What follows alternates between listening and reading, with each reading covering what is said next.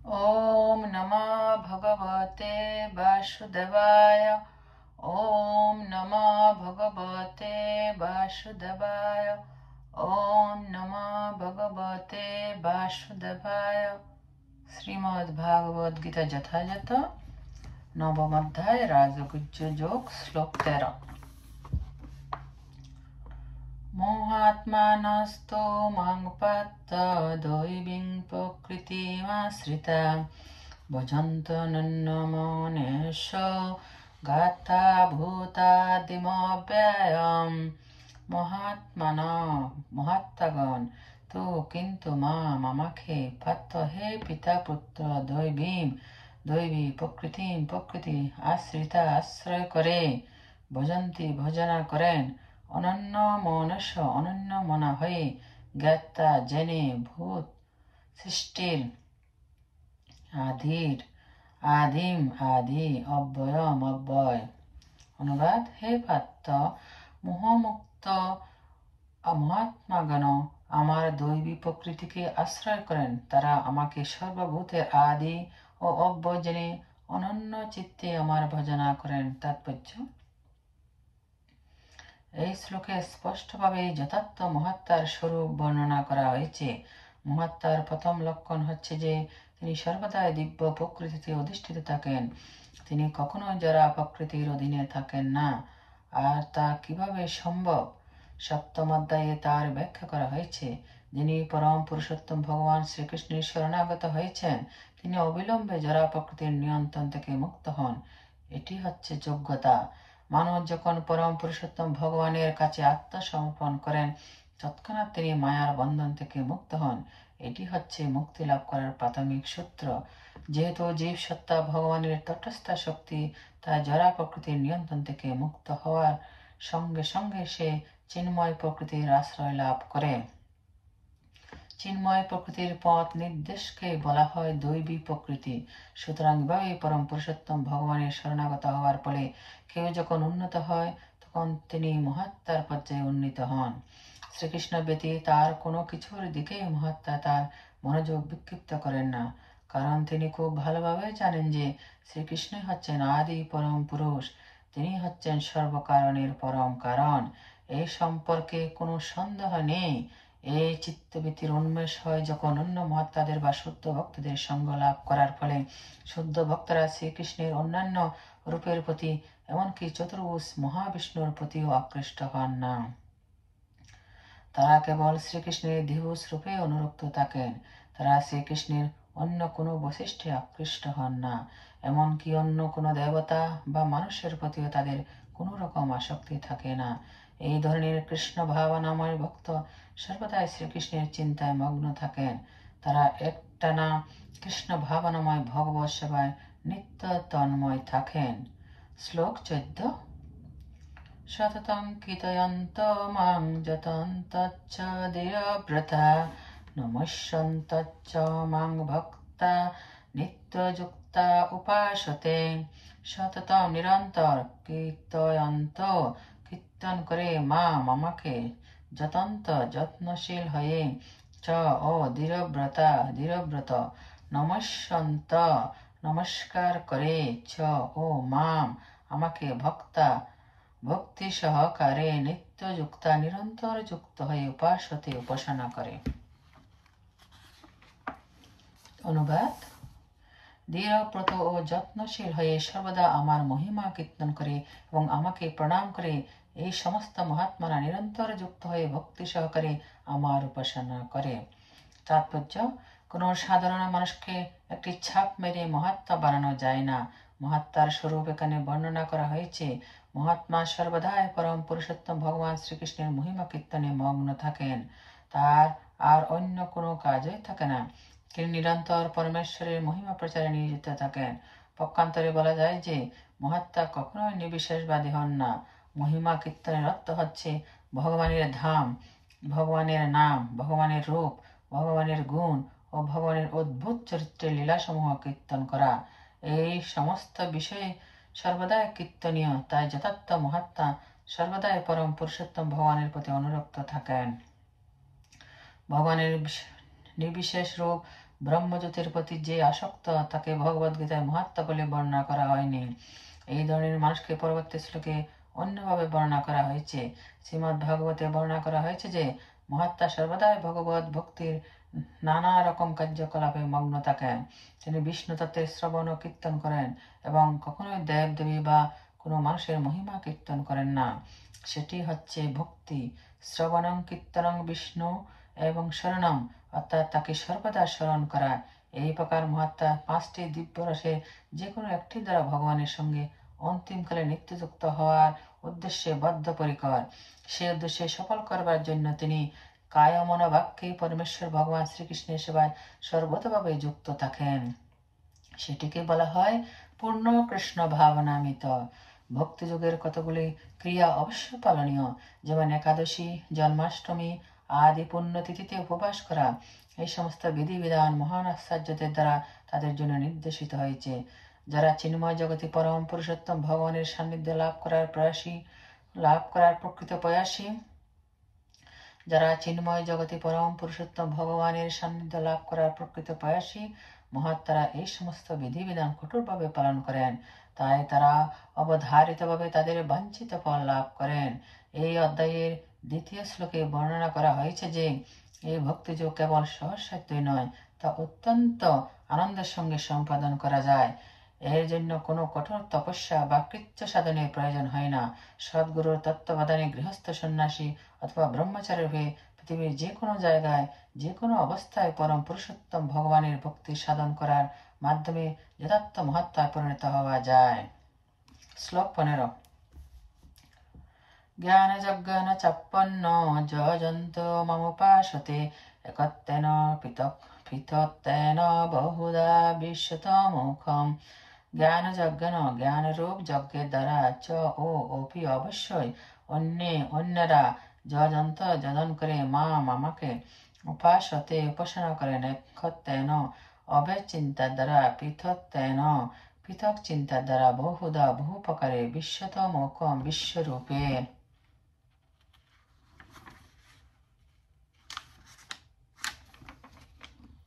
অনুবাদ: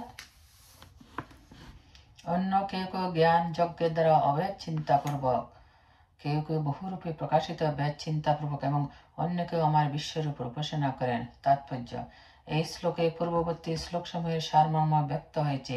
ভগবান শ্রীকৃষ্ণ অর্জুনকে বলেছেন, কৃষ্ণ ভাবনায় ভাবিত যে অনন্য ভক্ত শ্রীকৃষ্ণ ছাড়া আর কিছুই জানেন না, তিনি হচ্ছেন মহাত্মা। কিন্তু এমনও কিছু মানুষ আছেন যারা যথার্থ মহাত্মা না হলেও বিভিন্নভাবে শ্রীকৃষ্ণের আরাধনা করেন। সেই রকম কিছু ভক্তের মধ্যে আধ্যাত্মিক জিজ্ঞাসা ও জ্ঞানের কথা পূর্বে উল্লেখ করা হয়েছে। এদের থেকে আরো নিম্নস্তরের উপাসক আছে এবং এরা 3 ভাগে বিভক্ত। অহংগ্রহ উপাসক, যে নিজেকে ভগবানের অভেদ মনে করে নিজের উপাসনা করে। প্রতীক ও উপাসক, যে কল্পনা প্রসূত কোনো এক রূপে ভগবানের উপাসনা করে। এবং বিশ্বরূপ উপাসক, যে পরম পুরুষোত্তম ভগবানের বিশ্বরূপকে স্বীকার করে তার উপাসনা করে। এই 3 শ্রেণীর মধ্যে যারা নিজেদেরকে ভগবান বলে মনে করে নিজেদের উপাসনা করে তাদের বলা হয় অদ্বৈতবাদী। এরাই হচ্ছে সবচেয়ে নিকৃষ্টতরের ভগবত উপাসক এবং এদেরই প্রাধান্য বেশি। এই প্রকার লোকেরা নিজেদের পরমেশ্বর বলে মনে করে নিজেদেরই উপাসনা করে। এটিও এক রকমের ঈশ্বর উপাসনা, কারণ এর মাধ্যমে তারা জানতে পারে যে তাদের জড়দেহটি তাদের স্বরূপ নয়, তাদের স্বরূপ হচ্ছে চিন্ময় আত্মা। এদের মধ্যে অন্ততপক্ষে এই বিবেকের উন্মেষ হয়। সাধারণত নির্বিশেষবাদীরা এভাবে ভগবানের উপাসনা করে থাকে। 2য় শ্রেণীর মানুষেরা হচ্ছেন দেবোপাসক। তারা তাদের কল্পনাপ্রসূত যে কোনো একটি রূপকে ভগবানের রূপ বলে মনে করে। আর 3য় শ্রেণীতে যারা রয়েছে তারা এই জড় ব্রহ্মাণ্ডের অভিব্যক্তি বিশ্বরূপের অতীত আর কোনো কিছুকে চিন্তা করতে পারে না। তাই তারা ভগবানের বিশ্বরূপকে পরম তত্ত্ব বলে মনে করে সেটির আরাধনায় তৎপর হয়। এই বিশ্ব ব্রহ্মাণ্ডটি ভগবানেরই একটি রূপ। শ্লোক 16। অহং ক্রতুরহং যজ্ঞ সদাহমহম সদম মন্ত্রোহমহমে বাচ্যমহমগ্নিরহং হুতম। অহম, আমি, ক্রতু ও অগ্নিষ্টম আদি শ্রোতযজ্ঞ, অহম আমি যজ্ঞ স্নাত্তযজ্ঞ সদা সাধ্য আদি কর্ম, অহম আমি ঔষধম রোগ নিবারক বেজস মন্ত্র মন্ত্র অহম আমি এব অবশ্যই আজ্যম ঘৃত, অহম আমি অগ্নি অগ্নি অহম আমি হুতম হোমক্রিয়া। অনুবাদ: আমি অগ্নিষ্টম আদি শ্রৌতযজ্ঞ, আমি বৈশ্যদেব আদি স্নাতযজ্ঞ, আমি পিত্তপুরুষদের উদ্দেশ্যে শ্রাদ্ধাদি কর্ম, আমি রোগ নিবারক ভেষজ, আমি মন্ত্র, আমি হোমের ঘৃত, আমি অগ্নি এবং আমি হোমক্রিয়া। তাৎপর্য: জ্যোতিষ্ঠমুখ নামক যজ্ঞ হচ্ছে শ্রীকৃষ্ণ এবং স্মৃতিশাস্ত্র অনুসারে তিনি মহাযজ্ঞ।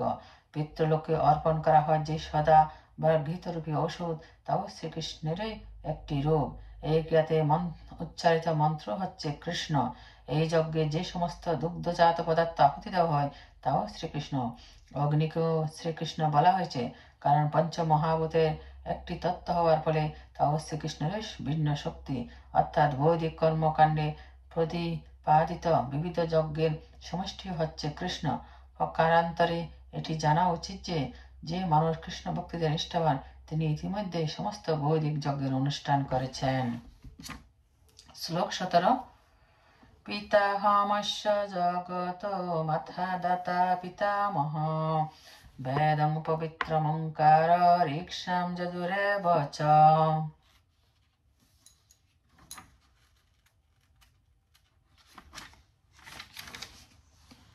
পিতা পিতা অহম আমি, ঐশ্য এই জগৎ জগত জগতের মাতা মাতা দাতা বিধাতা, পিতামহ পিতামহ বেদ্যম জ্ঞেয় বস্তু, পবিত্রম শোধনকারী, ওঙ্কার ওঙ্কার, ঋক ঋগ্বেদ, সাম সামবেদ, যদুর যদুর্বেদ, এব অবশ্যই চ এবং। অনুবাদ: আমি এই জগতের পিতা মাতা বিধাতা ও পিতামহ, আমি জ্ঞেয় বস্তু শোধনকারী ও ওঙ্কার, আমি ঋক সাম ও যজুর্বেদ। তাৎপর্য: শ্রীকৃষ্ণের শক্তির বিবিধ ক্রিয়ার ফলে চরাচরের সমস্ত সৃষ্টির অভিব্যক্তি হয়। সংসারে আমরা বিভিন্ন জীবের সঙ্গে নানা রকম আত্মীয়তার সম্বন্ধ স্থাপন করি। এই সমস্ত জীব বস্তুতপক্ষে শ্রীকৃষ্ণের তটস্থ শক্তি, কিন্তু প্রকৃতির সৃষ্টির অধীনে তাদের কেউ কেউ আমাদের পিতা মাতা পিতামহ সৃষ্টিকর্তা আদি রূপে প্রতিভাত হন, কিন্তু প্রকৃতপক্ষে তারা সকলে শ্রীকৃষ্ণের বিভিন্ন অংশ ব্যতীত আর কিছুই নন। এভাবেই আমাদের মাতা পিতারূপে প্রতিভাত হয় যে সমস্ত জীবসত্তা তারাও শ্রীকৃষ্ণ ছাড়া আর কিছুই নন। এই শ্লোকে দাতা শব্দের অর্থ হচ্ছে সৃষ্টিকর্তা। আমাদের পিতামাতা যে কেবল শ্রীকৃষ্ণের বিভিন্ন অংশ তাই নন, পরন্তু সৃষ্টিকর্তা পিতামহী ও পিতামহ প্রমুখ সকলেই শ্রীকৃষ্ণ। শ্রীকৃষ্ণের অপরিহার্য অংশ হবার ফলে বস্তুতপক্ষে প্রতিটি জীবই হচ্ছে শ্রীকৃষ্ণ। তার সম্পূর্ণ বেদের একমাত্র লক্ষ্য হচ্ছে শ্রীকৃষ্ণ। বেদের মাধ্যমে আমরা যা কিছু জানতে চাই তা ক্রমশ শ্রীকৃষ্ণের স্বরূপ তত্ত্বের দিকেই আমাদের এগিয়ে নিয়ে চলে। যে তত্ত্বজ্ঞান আমাদের অন্তরকে কলুষমুক্ত করতে সাহায্য করে তা বিশেষ রূপে শ্রীকৃষ্ণ, তেমনি যে মানুষ সম্পূর্ণরূপে বৈদিক তত্ত্বজ্ঞান জানবার প্রয়াসী সেও শ্রীকৃষ্ণেরই অবিচ্ছেদ্য অংশ এবং সেই কারণে শ্রীকৃষ্ণ থেকে অভিন্ন। সমস্ত বৈদিক মন্ত্রগুলির মধ্যে ওম শব্দটিকে বলা হয় প্রণব এবং সেটি হচ্ছে অপাকৃত শব্দ তরঙ্গ, তাই সেটিও শ্রীকৃষ্ণ। আর যেহেতু ঋক সাম যদু ও অথর্ব এই চার বেদের সমস্ত মন্ত্রের মধ্যে প্রণব বা ওঙ্কার হচ্ছে অত্যন্ত বৈশিষ্ট্যপূর্ণ, তাই বুঝতে হবে সেটিও শ্রীকৃষ্ণ। শ্লোক 18। গতি ভত্তা প্রভু সাক্ষী নিবাস শরণং সুরিত, প্রভব পলয় স্থানং নিধানং বীজমব্যয়ম। গতি গতি ভত্তা ভতি, প্রভু নিয়ন্তা সাক্ষী সাক্ষী, নিবাস নিবাস, শরণম রক্ষাকর্তা, সুহৃদং সবচেয়ে প্রিয় বন্ধু, প্রভব সৃষ্টি, প্রলয় প্রলয়, স্থানম স্থিতি, নিধানম আশ্রয়, বীজম বীজ, অব্যয়ম অবিনাশী। অনুবাদ: আমি সকলের গতি ভত্তা, প্রভু সাক্ষী, নিবাস, শরণ সুহৃদ, আমি উৎপত্তি নাশ স্থিতি আশ্রয় ও অব্যয় বীজ। তাৎপর্য: গতি শব্দ এখানে গন্তব্যস্থানকে বোঝানো হয়েছে, যেখানে আমরা যেতে চাই, কিন্তু সকলেরই পরম গতি হচ্ছেন শ্রীকৃষ্ণ।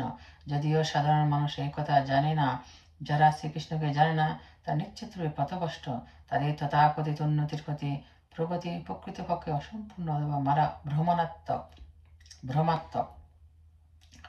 তাদের তথাকথিত উন্নতির প্রগতি প্রকৃতপক্ষে অসম্পূর্ণ অথবা ভ্রমাত্মক।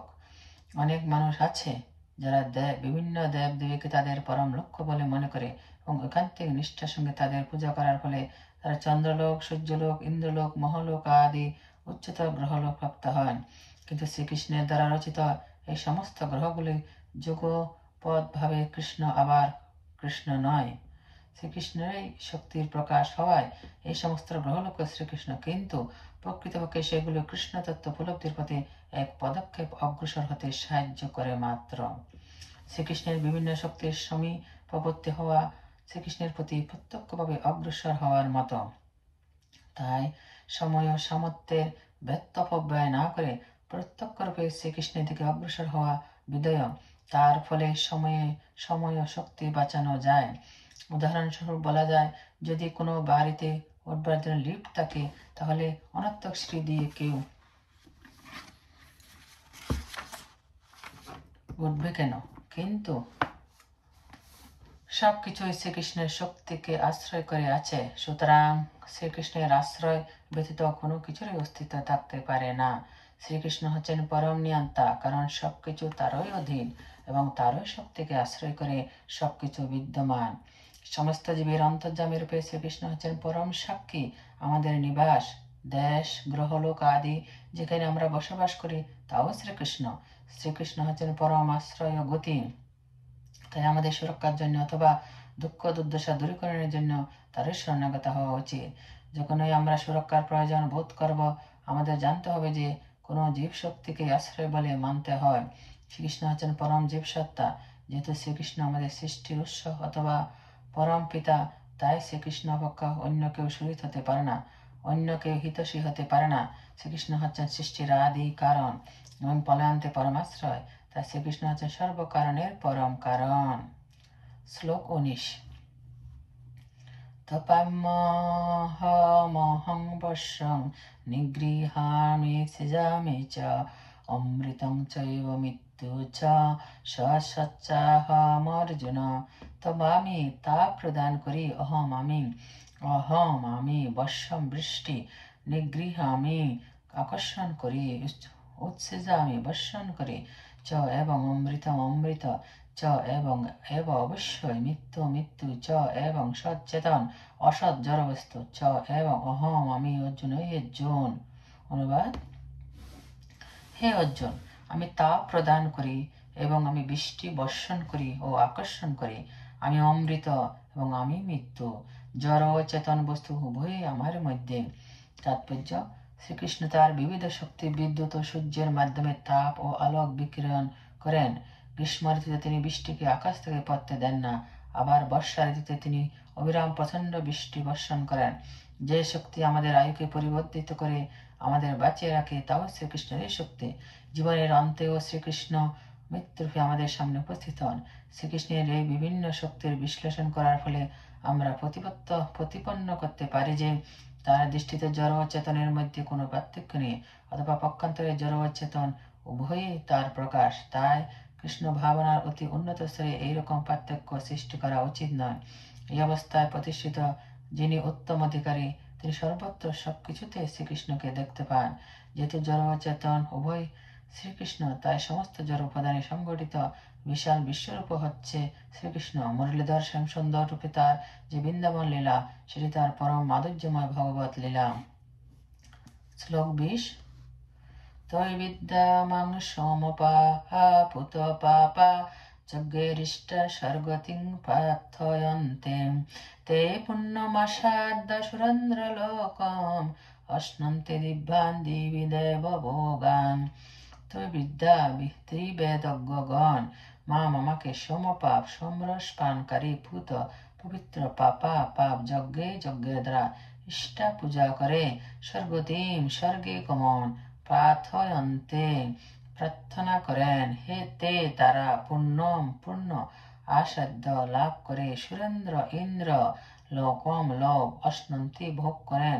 দিব্যান দিব্য দেবী স্বর্গে দেব ভোগান, দেবতাদের ভোগসমূহ।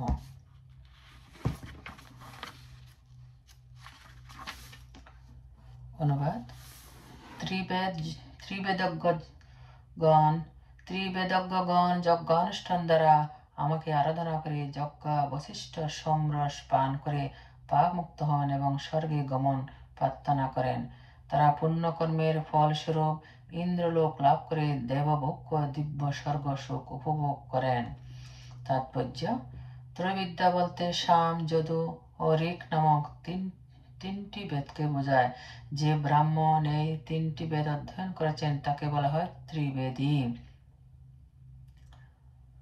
যারা এই তিনটি বেদ থেকে প্রাপ্ত জ্ঞানের প্রতি অত্যন্ত আসক্ত, তারা মনুষ্য সমাজে সম্মান ও প্রতিষ্ঠা লাভ করেন। দুর্ভাগ্যবশত বেদের অনেক বড় বড় পণ্ডিতরা বৈদিক জ্ঞানের প্রকৃত তাৎপর্য উপলব্ধি করতে পারেন না। তাই শ্রীকৃষ্ণ এই শ্লোকে ঘোষণা করেছেন যে তিনি হচ্ছেন ত্রিবেদীদের পরম লক্ষ্য। যথার্থ ত্রিবেদী শ্রীকৃষ্ণের চরণারবিন্দে শরণাগত হন এবং তার প্রীতি উৎপাদনের জন্য বিশুদ্ধ ভক্তিযোগে নিয়োজিত থাকেন। এই ভক্তিযোগ শুরু হয় হরে কৃষ্ণ মহামন্ত্র কীর্তন ও সেই সঙ্গে কৃষ্ণ তত্ত্ব জানবার প্রচেষ্টা করার মাধ্যমে। দুর্ভাগ্যবশত যে সমস্ত মানুষ কেবল আনুষ্ঠানিকভাবে বেদ অধ্যয়ন করে, তারা ইন্দ্র, চন্দ্র আদি দেবতাদের উদ্দেশ্যে যজ্ঞ করার প্রতি অত্যন্ত আসক্ত হয়।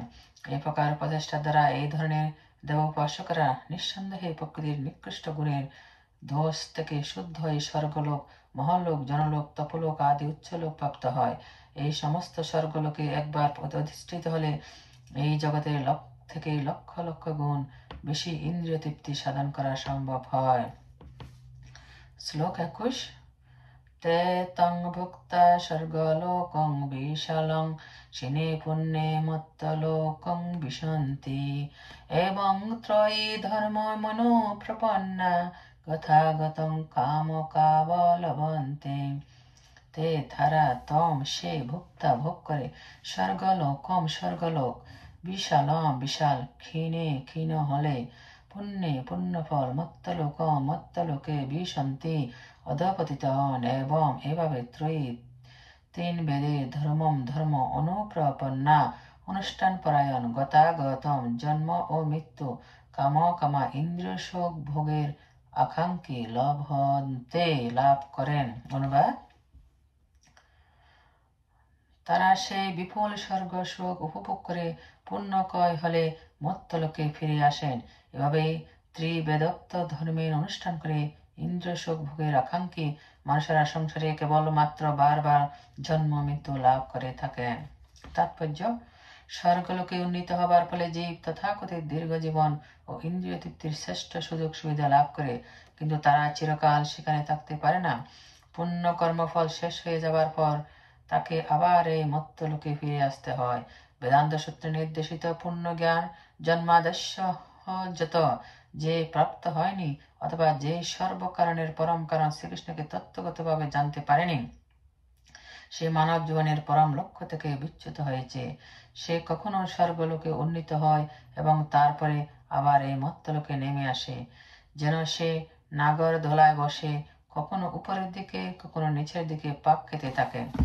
এর তাৎপর্য হচ্ছে যে সেখানে একবার ফিরে গেলে আর নিচে নেমে আসতে হয় না।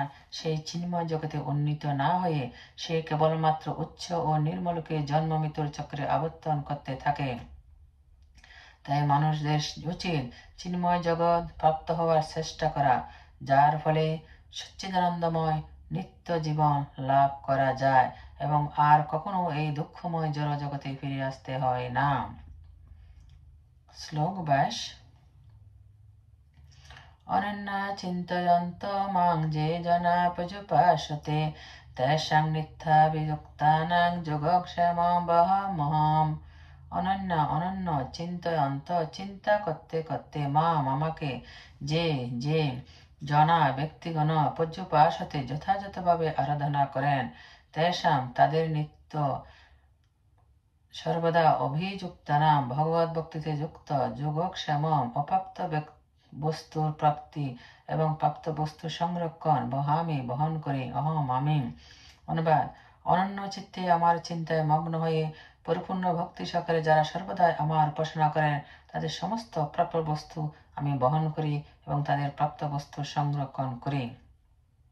তাৎপর্য: যিনি কৃষ্ণ ভাবনা ছাড়া এক মুহূর্ত থাকতে পারেন না, তিনি শ্রবণ, কীর্তন, স্মরণ, বন্দন, অর্চন, পাদ সেবন, দাস্য, সখ্য, আত্মনিবেদনে যারা নবদা ভক্তিপরায়ণ হয়ে 24 ঘন্টা শ্রীকৃষ্ণের স্মরণ ছাড়া অন্য কিছু করেন না।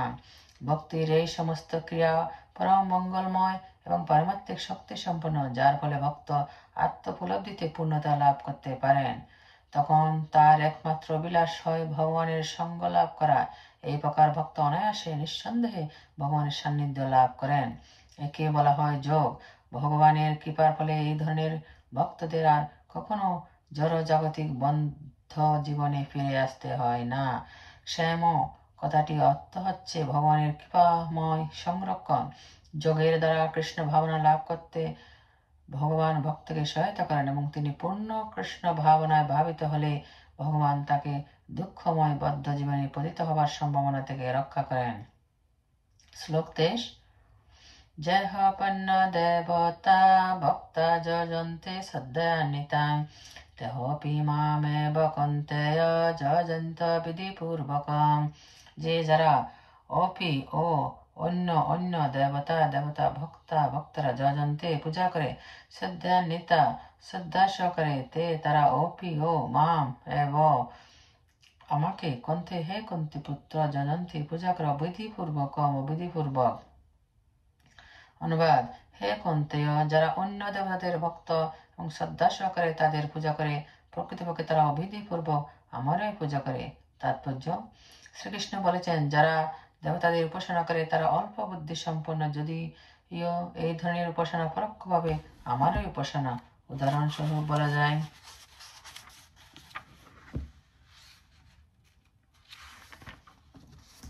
গাছের গোড়ায় জল দেওয়ার পরিবর্তে কেউ যদি তার ডালপালায় জল দিতে থাকে, তবে সেটি সে করে যথেষ্ট জ্ঞানের অভাবে অথবা সাধারণ নিয়ম নীতি পালন না করার ফলে। তেমনি দেহের প্রতিটি অঙ্গ প্রত্যঙ্গকে সেবা করার উপায় হচ্ছে উদরে খাদ্য প্রদান করা। সুতরাং বলা যেতে পারে, দেবতারা হচ্ছেন পরমেশ্বর ভগবানের সার্বভৌম প্রশাসনের অন্তর্গত ভিন্ন ভিন্ন পদাধিকারী, শাসক ও সঞ্চালক। প্রজার কর্তব্য হচ্ছে রাষ্ট্রের আইন পালন করা। কর্মচারীর অথবা সঞ্চালকদের কল্পিত বিধান পালন করা কখনোই তার কর্তব্য নয়।